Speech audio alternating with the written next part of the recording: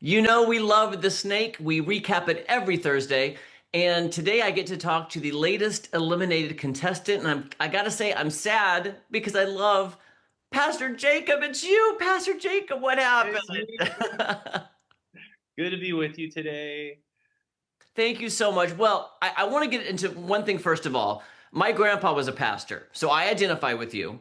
And when I heard the premise of the show, I was like, why in the world would a pastor come on this show? What was your, idea and the reasoning for coming on The Snake?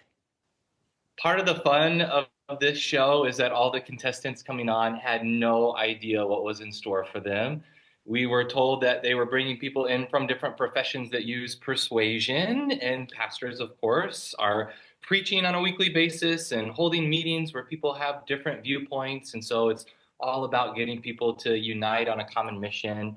And the idea of a pastor being on a reality show, it's not something that you usually see. And so I thought it was a really intriguing idea that a pastor could be competing on television. And for me, I really wanted to bring to the world a very inclusive message of what Christianity could be, that religion can be used as a force for good in the world, that there are people out there trying to make the world a better place. And so if a pastor was going to be on this show, I didn't want it to be an anti-gay or anti-immigrant pastor. I just wanted it to be a pastor who's trying to spread some love to the world.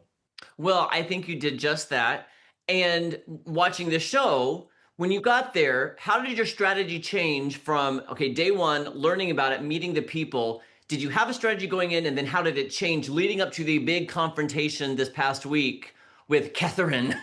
Yes, my strategy definitely shifted. I was there to compete. I really wanted to do my best and put myself out there. But then when you're meeting these people, reality TV is very real. And so I'm learning these people. I'm learning that some of them are coming in with religious trauma. I'm learning that some of them, just by virtue of being a pastor, didn't trust me right off the bat. And so for me, there was kind of this shift in that moment to where my entire profession and what I do is based on trying to present to people a very authentic self that I want people to trust that I do have their best intentions because that's not true of all clergy. And so for me, my strategy kind of shifted to where I was like, I really need for people to understand that I am a real pastor here, that I really do care about what I do in my profession. And so it kind of shifted to where I just need to be my authentic self. I need to be my honest, truthful, trusting self that got me into trouble in moments, definitely made it so that I wasn't as strategic at times, but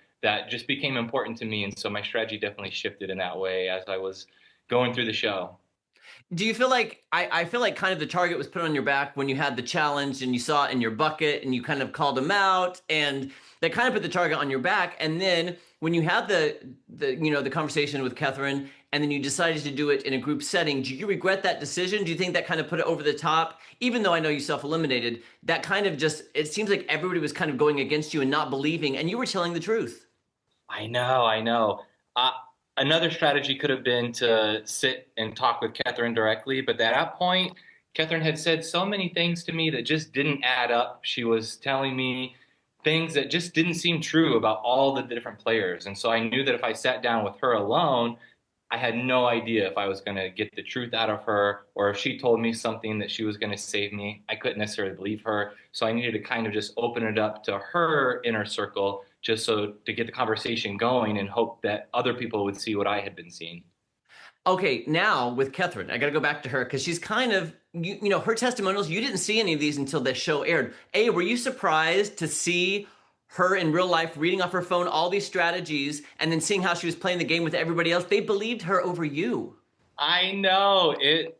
I have to give credit to her that she came in with a strategy. Obviously, it hurt me and my hopes on the show, but she was there to play the game. And really, I was convinced at first.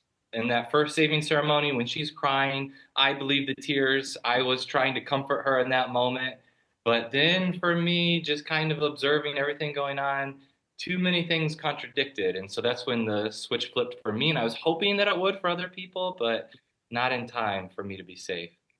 Do you think the other players hopefully will reach out and apologize after they, have seen the episodes that air on TV and knowing you were telling the truth? Do you hope that they reach out to you now?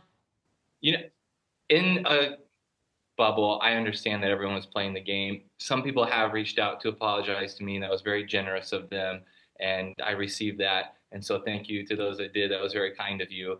But I also understand people are playing the game. They're in it for their own self-interest. There's $100,000 on the line. And so in that context, anything goes, I guess. So, in your opinion, now we're 4 episodes in. Who, in your opinion, is the strongest player?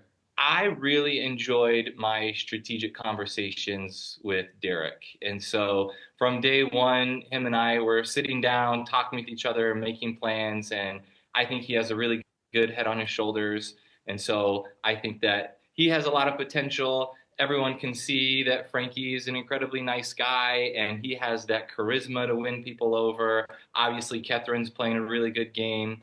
The bros have their strong alliance. So it seems like anything's possible at this point.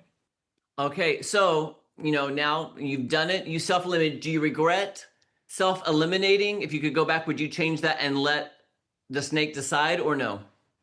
I wouldn't. In that moment, I felt really bad that Derek had hitched his wagon to me and that it was going up in flames and all these lies were circulating around me. And so I just knew that something needed to change in the house. And because so many people didn't trust me, I didn't think that I was capable of winning them back over. And so I thought that if anyone could change the dynamics of the house, I thought Derek had the potential to go back in there and shift things. If I could change anything, I would definitely go back to week 3 when I was the snake and have a much better strategy at that point and use my power to get rid of some of my rivals. So that's what I would change. One final question. Would you do it all over again? Ah, having some space to kind of reset emotionally and mentally, I think that now, with a little bit of distance, I'd be ready to jump back into that snake pit. But it definitely took some time to process everything and realize what went wrong, what went right, and think about what I could do better the next time. Well, Pastor Jacob, we have loved you on the show. It won't be the same without you. We'll definitely miss you, but we're rooting for the others. Thank you for your time. We wish you all the best, and maybe this isn't your last, foray on reality TV. You never know. Thanks, Jeremy. I really appreciate it. Thanks for all the great recaps.